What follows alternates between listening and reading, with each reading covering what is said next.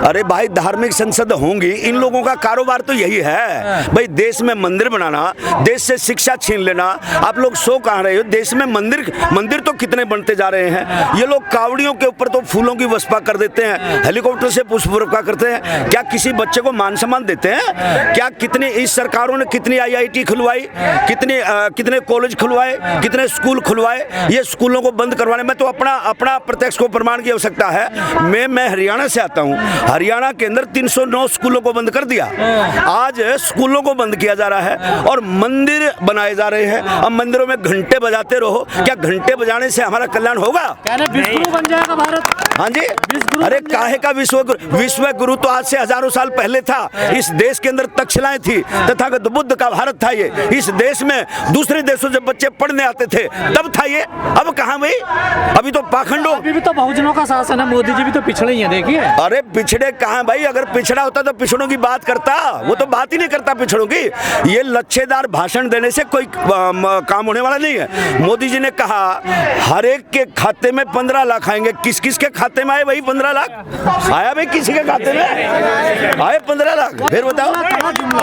हाँ तो जुमला है, जुमला जो बॉडी मिल गया उनके खाते में। वो तो जुमला था ना, बोल दिया। अरे भाई जुमला कमाल करते हैं, उनका तो कहा जुमला हो गया और हमारे लोग बोलते तो फिर इनके ऊपर बढ़ जाते हैं। बहुजन एकजुट नहीं है ना, देखिए भाई बहुजन चिंता मत करो, बहुजन एकजुट हो जाएगा। इसका जलवा, इसका आपने 2 अप्रैल को नहीं देखा जब इन्होंने SC ST एक्ट से छेड़ किया था? 2 अप्रैल को बहुजन का 25% रोड पे आया था, तभी इनको दस्त लग गया। सर वो बहुजन नहीं थे, SC ST थे। अरे भाई बहुजन से भी हम आग्रह कर रहे हैं, बहुजनों से भी मिलने की कोशिश करें, जगा रहे हैं उन लोगों को, जागेंगे। कहा वो तो भाई हजारों साल से वो लोग हिंदू बने बैठे हैं। अब हिंदू अब जब कोई हम इनके ऊपर आपत्ति आती है तो हमें हिंदू बना देते हैं, और जब इनका काम निकल जाता है तो फिर हम चूड़े चमार धानक धोबी मनियार सुनार खाती मनियार आ जाते हैं। रखवाली इसीलिए कर रहे हैं कि उसको अपना इतिहास नहीं पता है। बस वो जो मंदिरों की रखवाली कर रहे हैं, जिनको आप कह रहे हैं कि परशुराम की मंदिर बनाने जा रहे हैं, उनको अपने पूर्वजों का इतिहास नहीं पता है। अगर वो अपने ललई सिंह यादव की इतिहास पढ़ ले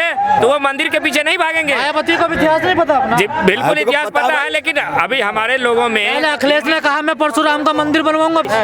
इसको आप वो मुद्दा मत लो, इसको आप राजनीतिक मुद्दा लो। अरे भाई जब वो लोग हमारे बाबा साहब का अपने होल्डिंग बैनरों में फोटो लगाते हैं, अरे जब वो मोदी सबसे पहले संविधान की धोख खाता है, बाबा साहब के चरणों में शीश झुकाता है और कहता है मैं बैकवर्ड समाज से आता हूँ, मैं बाबा साहब की देन हूँ, तो यार हम क्यों नहीं उनका एक आध मंदिर बना दे? क्या दिक्कत है भाई? मायावती में क्या गलत बोल दिया? अगर बोला भी है तो भाई वो भी तो हमारी बात करते हैं, हम उनकी कर दे तो क्या दिक्कत है? आपको नहीं लग रहा राजनीति अब विचारधारा की नहीं बची है, भौकाल की राजनीति बची है? देखिए राजनीति जो है, राजनीतिक जो लोग हैं वो अपने अपने तरीके से अपनी अपनी साइड में इसको लेके चलते हैं, लेकिन मैं चाहूंगा जो ज्योतिबा फुले ने हमें रास्ता दिखाया, जो बाबा साहब अम्बेडकर ने हमें रास्ता दिखाया, जो मानवर कांशीराम साहब ने हमें रास्ता दिखाया।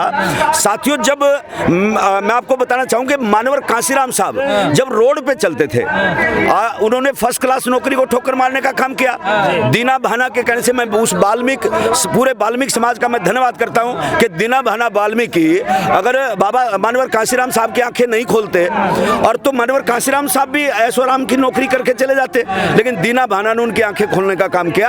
और मानवर कांशीराम साहब जी जब फर्स्ट क्लास की नौकरी छोड़ करके और साइकिल लेकर के जब रोडों पे चले तो लोग कहते थे बेवकूफ है, ये कांशीराम नालायक है। लेकिन कांशीराम जी ने कहा था कि मैं एक दिन ऐसा होगा, नोटों वाले लोग रोड पे होंगे और वोटों वाले संसद और विधानसभा में जाएंगे। अब वो देख रहे हो आप, एक राजकुमार सोनिया गांधी का जाया, राहुल गांधी, आज वो राजकुमार रोड पे दाढ़ी बढ़ा के घूम रहा है। मेरी बात समझ रहे हो? तो ये देन किसकी है? मानवर कांशीराम साहब। अरे कांशीराम, अरे नफरत नहीं मिटा रहे भाई, ये सारे के सारे एक थाली के चट्टे बट्टे हैं।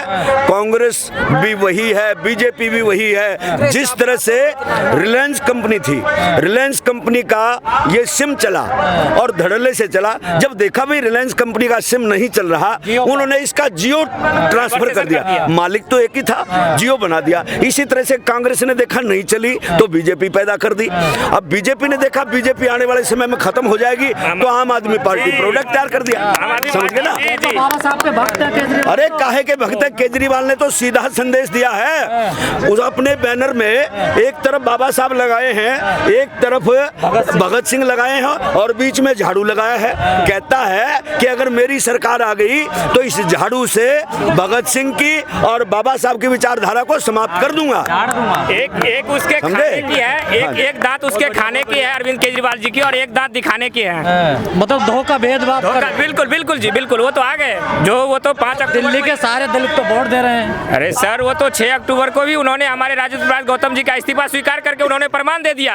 अब हमारे बहुजनों को तो प्रत्यक्ष को प्रमाण की जरूरत नहीं है। मंजू जी, एक बात समझ में नहीं आती, आप राजेंद्र पाल गौतम के साथ खड़े हैं और राजेंद्र पाल गौतम केजरीवाल के साथ खड़े हैं। भाई बिल्कुल, ये जो दोगला और दोहरापन है ना, हमारे नेता जब तक नहीं छोड़ेंगे तब तक हम सत्ता में नहीं आएंगे। अगर राजेंद्र पाल गौतम जी हमारे साथ है तो केजरीवाल को छोड़ के हमारे साथ आए भाई। नहीं, वो केजरीवाल के साथ है तो आना चाहिए ना। अगर वो उसके साथ है फिर तो उनका तो दोनों पलड़ों में पाँव है, दो नाव में सवार है ना, तो दो नाव में सवार तो गिरेगा ना, है ना। जरा सी समाज की बात क्या करी, उन्होंने इस्तीफा देना पड़ा और इस्तीफा रजामंदी से नहीं दिया, उसको दिलवाया गया। तो उसको समझ लेना चाहिए, अब समाज के साथ खड़ा होना चाहिए। समाज को कोई नया ऑप्शन अपनाना चाहिए, फिर बीएसपी पे जाना चाहिए दोबारा। देखो मैं तो चाहूंगा 2024 है। देखो माननीय बहन जी की किसी नीति और नियत में खोट नहीं है। अब वो राजनीति वो चल रही है। अब ये लोग भाई लालू प्रसाद यादव को भी जेल में ठोक दिया, इन लोगों ने ओम प्रकाश चौटाला को जेल में ठोक दिया। तो माननीय बहन जी अपने सिस्टम से राजनीति में सही चल रही है, हम उनको सही ठहराएंगे। जब सही मौका आएगा तो बहन जी अपनी ही बात करेगी और दूसरे की नहीं करेगी। मतलब डरी नहीं है इसका? नहीं, डरी नहीं है बहन जी, डरने वाली है भी नहीं। अरे वो डरी नहीं, वो थोड़ा सा अपने दिमाग से खेल रही है। हाँ, अच्छा चल रही है, वो बहुत अच्छा चल रही है। वो साहब काशीराम की शिष्या है, वो क्यों डरेगी भाई? हम भी साहब काशीराम के शिष्य हैं। लेकिन तो काशीराम जी के साथ वाले कहते हैं बहन जी बिक गई हैं। ये तो अपनी अपनी रोटियां सेकने के लिए लोग तरक वितरक करते रहते हैं ना। और मुश्किल से बहुजन समाज के लोग बोलना सीखे, कहाँ बोलते थे भाई, हमें कहाँ बोलने दिया जाता था। तो इसलिए आज बोल रहे हैं, जब कभी समय आएगा तो एक मंच पे भी आ जाएंगे। मैंने उसके लिए भी गाना किया है कि हम सबको एक मंच पे आना होगा रे, हम सबको एक मंच पे आना होगा रे, मेरे भीम का संविधान यो बचाना होगा रे, बचाना होगा रे। चलिए ठीक है, बहुत बहुत धन्यवाद। जय भीम, जय भारत, नमो बुद्धाय। साथियों, इतनी बड़ी संख्या में हम सब का यहाँ पे होना ये जाहिर करता है, ये दिखाता है कि निराशा का समय दूर हो गया है। जो निराशा और हताशा है उसका समय दूर हो गया है। हमने अपनी लड़ाई को लड़ना शुरू कर दिया है।